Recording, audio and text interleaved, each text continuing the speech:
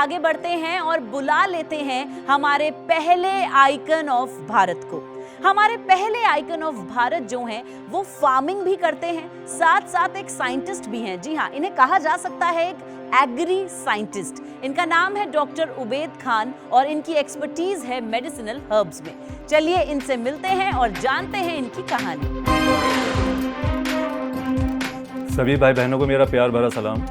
मुझे डॉक्टर उबैद खान कहते हैं। 2008 से बिज़नेस स्टार्ट किया।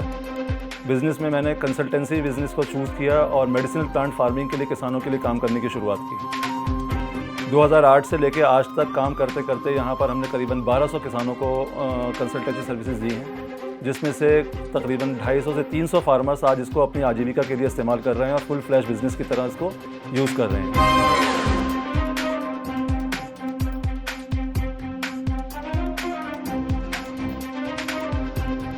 सभी बाइज़्ज़त जूरी मेंबर्स को मैं सलाम पेश करता हूँ। डॉक्टर खान आदाब, आपका यहाँ बहुत बहुत स्वागत है। हम चारों आपसे मिलने के लिए बहुत इच्छुक हैं।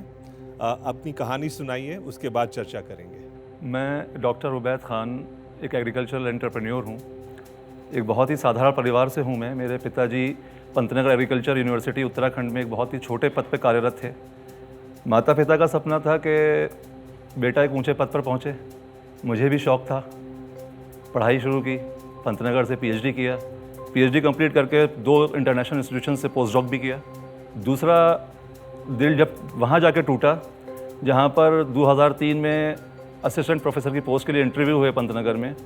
काफ़ी स्ट्रॉन्ग प्रोफाइल था मेरा, बट एक ऐसे शख्स का सिलेक्शन हुआ जिसका प्रोफाइल मेरे साथ कहीं भी कंपेरेबल नहीं था। तो ये एक बड़ा शौक़ था। उसके बाद मजबूरन मैंने फिर शहर छोड़ दिया, लखनऊ आ गया। 2004 में मैं लखनऊ आ गया। आगे करने के लिए कोई फाइनेंशियल बैकग्राउंड नहीं थी, नई नई शादी हुई थी, तो पारिवारिक जिम्मेदारी और ज़्यादा बढ़ गई थी। लेकिन बस एक चीज़ थी जो मेरे पास थी कि मेरा आत्मविश्वास, कि अपने ऊपर भरोसा कायम था। तो एग्रीकल्चर बेस होने की वजह से मैंने यहाँ से शुरुआत की कि मुझे लगा कि मुझे मेडिसिनल प्लांट फार्मिंग से शुरुआत करनी चाहिए। तो मैंने चूज़ किया कि मैं कंसल्टेंसी सर्विसेज स्टार्ट करूँगा। उसके लिए फिर मैंने फर्म रजिस्टर किया और एक खुद ही मैंने अपनी एक वेबसाइट डिज़ाइन की और गांव-गांव जाकर किसानों को, आसपास के लखनऊ के आसपास के गांवों में जाकर मैंने किसानों को जागरूक करना शुरू कर दिया मेडिसिनल प्लांट फार्मिंग के लिए। जागरूक होना शुरू हुए किसान और इस तरफ आने लगे। उसकी वजह ये थी कि ट्रेडिशनल फार्मिंग में अभी तक किसान जिन परेशानियों से जूझते आ रहे थे, उन सभी परेशानियों का समाधान मेडिसिनल प्लांट फार्मिंग में था, medicinal and aromatic plant farming में था। लेकिन यहाँ भी फिर नए चैलेंजेस थे। जब लोगों को जागरूक करना शुरू किया तो जागरूकता बढ़ी, लोग आने शुरू हुए। लेकिन आसपास के गांवों में एक लोकल नेक्सस जनरेट हुआ। एक गिरोह कह लीजिए, एक गिरोह था एक कुछ लोगों का ऐसा, जो कि एक ऐसे सिस्टम के अंदर काम कर रहे थे। जैसे सपोज मान लीजिए कि आपका फर्टिलाइज़र्स की शॉप है, वो फर्टिलाइजर की शॉप से सारे किसान फर्टिलाइज़र्स बाय करते हैं। हम जिस सिस्टम को लेके आ रहे थे वहाँ पर हम कोशिश कर रहे थे कि नेचुरल फार्मिंग की तरफ लोग आएंगे, क्योंकि मेडिसिनल फार्मिंग को बहुत ज़्यादा न्यूट्रिशन की ज़रूरत नहीं होती है। तो अगर वो उसके तरफ आते हैं तो उनके फर्टिलाइज़र की सेल ख़त्म हो जाएगी। वो नहीं चाहते थे कि किसान वहाँ से हटे। या केमिकल्स, हम केमिकल फार्मिंग से शिफ्ट करके उनको धीरे धीरे नेचुरल या ऑर्गेनिक या बायो फार्मिंग की तरफ लेके आ रहे थे, जो कि मेडिसिनल फार्मिंग में बहुत ईजी है, जो कि कन्वेंशनल फार्मिंग में इतना ईजी नहीं है। एक तो आप पढ़ाई लिखाई में बहुत तेज़ थे, इसलिए पीएचडी आपने की, लेकिन वो दिमाग का काम होता है। लेकिन जब अपना बिजनेस आप करोगे, आप फार्मर्स के साथ काम करोगे, तो वो तो एकदम कई बार मैनुअल लेबर भी करना पड़ेगा। आपको धूप में चलना पड़ेगा, आपको लोगों से बातचीत करनी पड़ेगी। तो ये शिफ्ट आपके लिए मुश्किल था या आसान था? मतलब नहीं, कैसा बहुत आसान नहीं था। एक्सपीरियंस? बहुत आसान नहीं था, क्योंकि रिसर्च के फील्ड में मैं उस टाइम पे फार्मर्स फील्ड पे ही काम करता था। बहुत सारे फार्मर्स के साथ हमें प्रोजेक्ट ट्रायल्स के अंदर काम करने जाना पड़ता था। लेकिन हाँ, ये बात बिल्कुल ज़रूरी है कि बताना कि जब मैंने नौकरी छोड़ी, तो नौकरी छोड़ के जब मैंने गाँव-गाँव जाना शुरू किया, तो मेरा तो मैं मोटरसाइकिल से जाता था। उस वक्त मेरी कोई फाइनेंशियल ऐसी स्थिति नहीं थी कि मैं कार हो मेरे पास या कुछ, और गाँवों में कार से जाना आसान भी नहीं। तो मैं मोटरसाइकिल से जाता था, पूरा दिन जाता था। सुबह 5 बजे निकलता था, रात को कई बार 11 बजे घर में आता था लौट के। तो बिल्कुल भूत बन जाता था मैं। उबैद भाई, आपकी कहानी सुपर 30 की कहानी। बिल्कुल, मुझे भी वही लग रहा है। जी सर, जब आप अपना काम शुरू किया तो माफिया लग गया, हमारे पीछे भी लग गए। तो बहुत अच्छा लगा आपके संघर्ष की कहानी को सुनकर। अभी आपका सपना क्या है? मेरा सपना ये है कि मैं मेडिसिनल फार्मिंग के ज़रिए किसानों को उस मुकाम पर लेकर जा सकूं जहाँ पर डॉक्टर अहमद स्वामीनाथन एक हरित क्रांति लेकर के आए थे। यस यस तो एक हरित क्रांति का second part part medicinal plant की शक्ल में आए और किसानों को हम इसके ज़रिए आत्मनिर्भर बना सकें। इसमें हम लोग प्रिसीजन फार्मिंग को भी इंक्लूड कर रहे हैं, जो कि इजराइल में काफ़ी फार्मर्स को करते देखा है मैंने। वहाँ पर गवर्नमेंट सपोर्ट भी उनको रहता है। किसान जो है अब रोज़गार देने वाला बने, रोज़गार मांगने वाला ना बने। जो मैंने महसूस किया, जो मैंने झेला, मैं नहीं चाहता हूँ कि अब आने वाले लोगों को उतना स्ट्रगल करना पड़े, यूथ को और फार्मर्स को।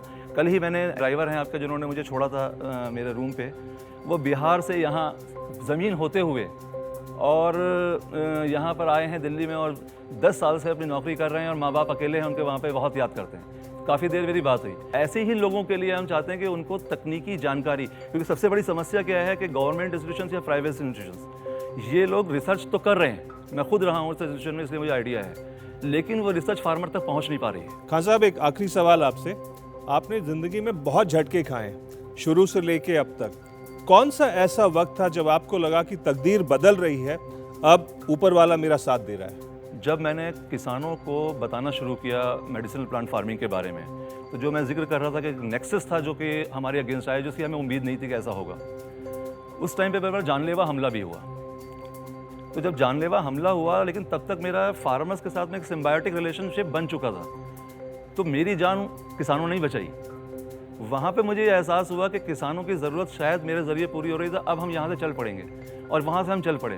तो धीरे धीरे किसानों का भरोसा कायम होता गया, क्योंकि हमने किसानों को एजुकेट करना शुरू किया 1-to-1 और ग्रुप मीटिंग्स के ज़रिए।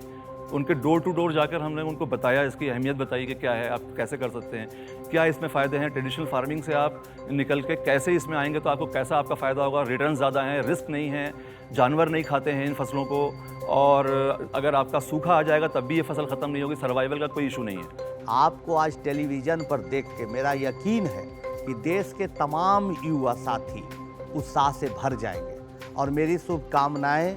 सर, तो बस एक जुमले के साथ अपनी बात पूरी करता हूँ। जरूर जरूर जरूर। कि बातें बहुत हो चुकी हैं, अब एक्शन का समय है। कहते हैं कि वो एक जुमले के साथ करूँगा पूरी, कि बहुत हुई अब विकास की बात, अब किसान फिर से तैयार है रचने के लिए एक नया इतिहास। क्या बात, क्या जय बात हिंद। है, बहुत अच्छा। जय हिंद।